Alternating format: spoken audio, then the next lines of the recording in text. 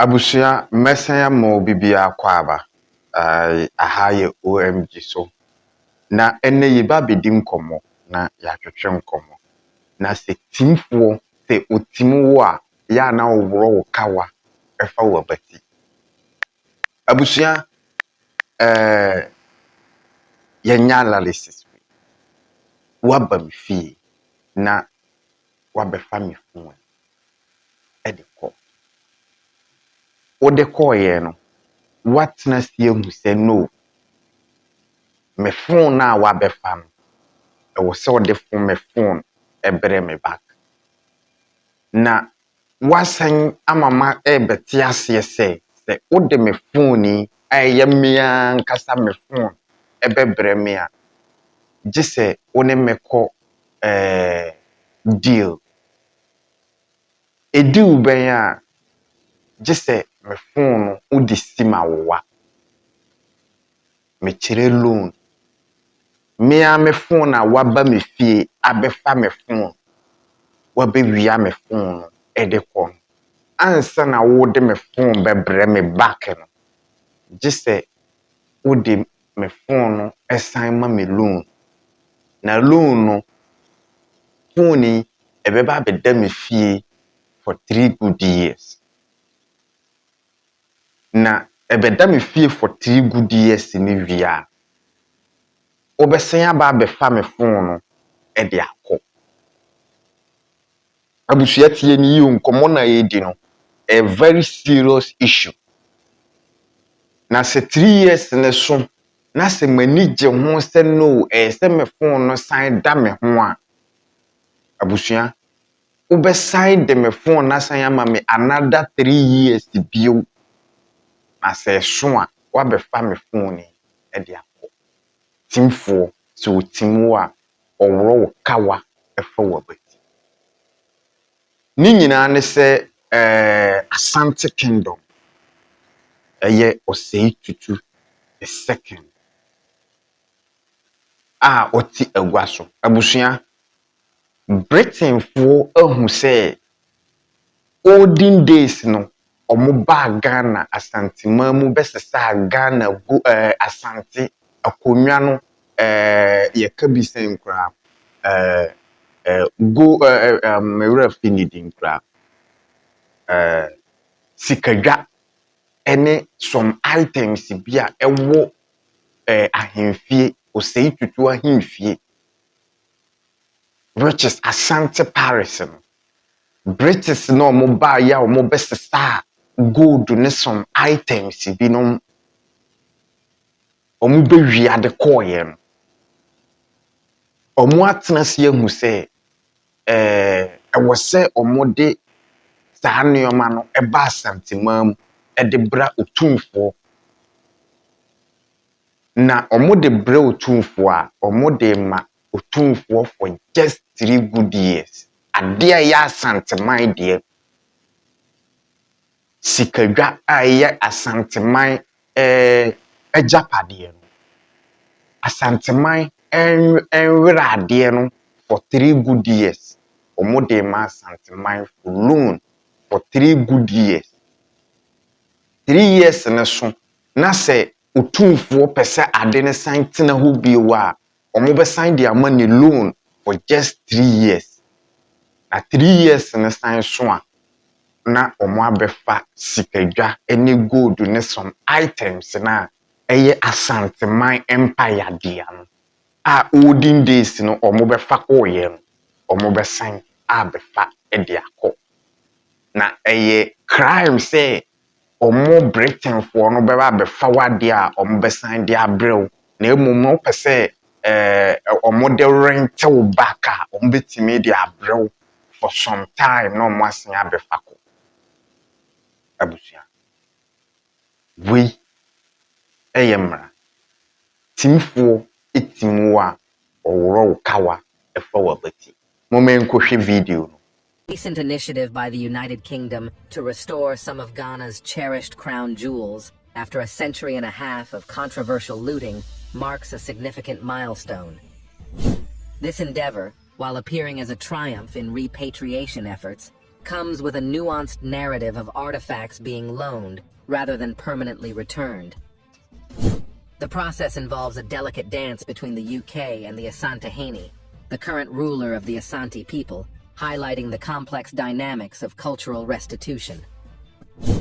In this exploration, we delve into the historical context, the intricacies of the repatriation agreement, and the broader implications for the ongoing discourse on cultural heritage.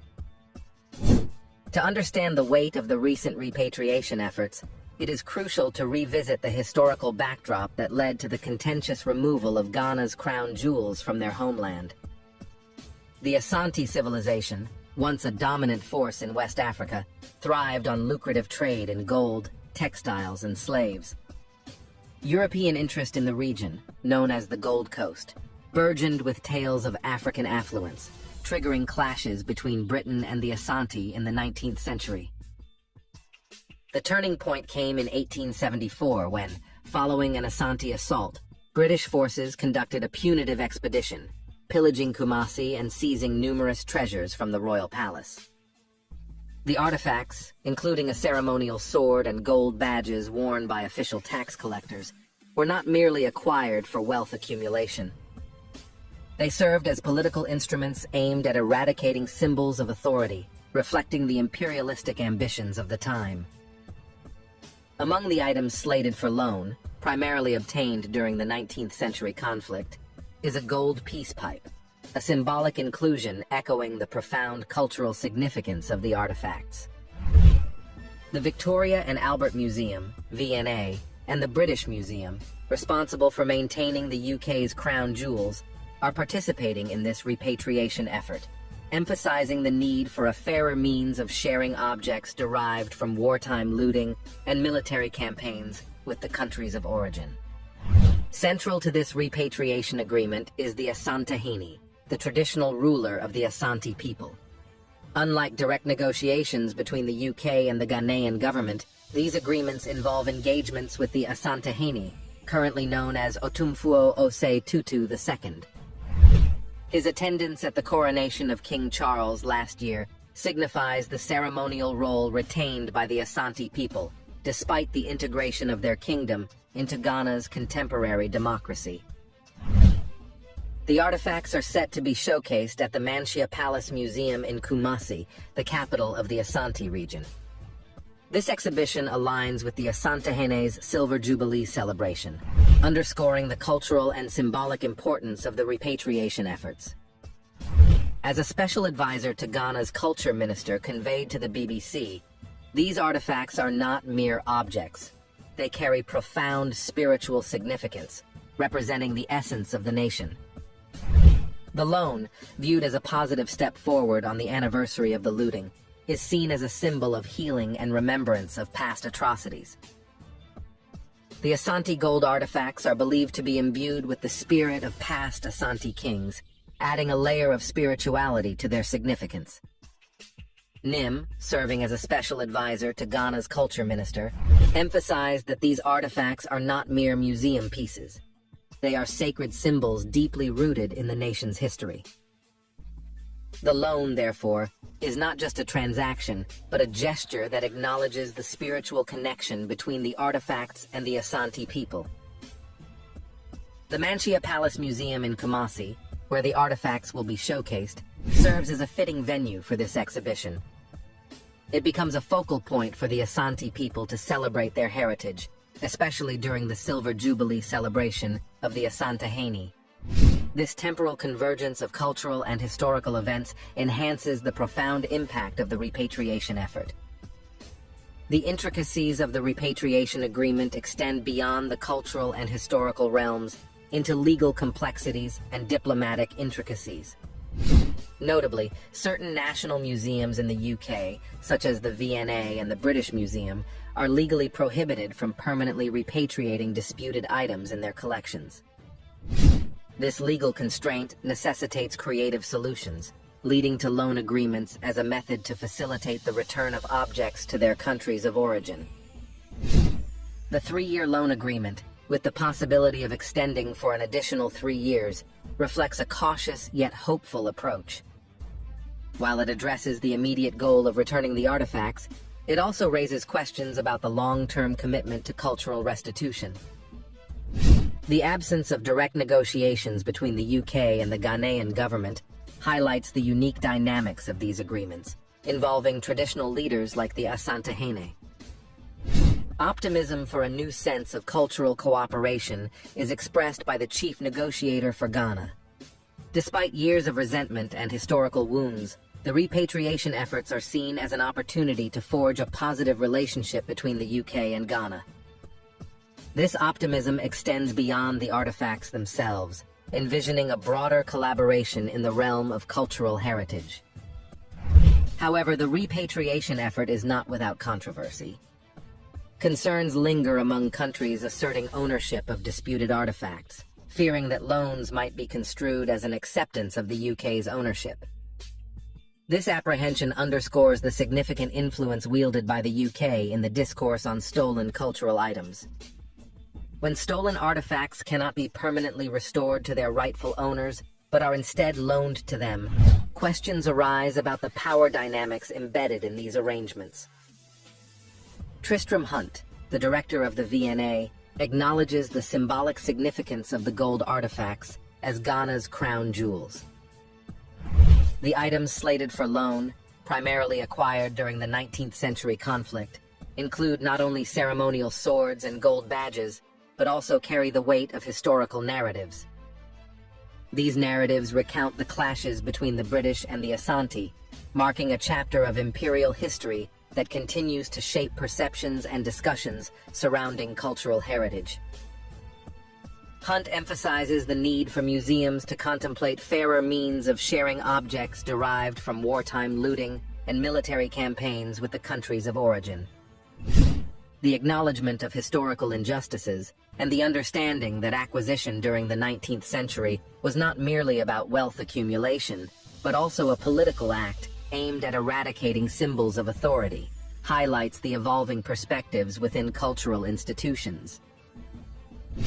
The British Museum, responsible for loaning back 15 items, faces the complexities of reconciling with an imperial history that includes looting during a later conflict in 1895 to 96.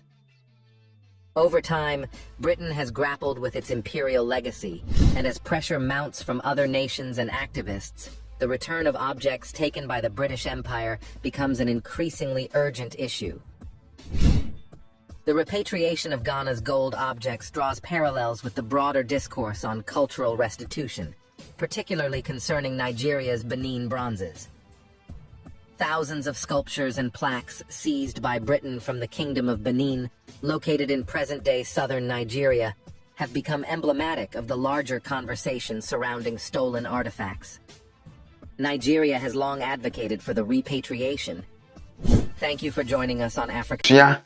We ne Britain for Ediabetu Ghana anim, Ediabetu Osei tutu anim, sene items no omo de bebre na emum no loan ena omo de bema. Abusua ma mi hu wadwe e wo comment section na se. Na feel free na like your video na share ma afoforo so. Oda won subscribe krada share video we ma afoforo no almost so enya bi. Yedimu besi ya any update about this specific issue, yedibe bro to meet again abusua. Peace out.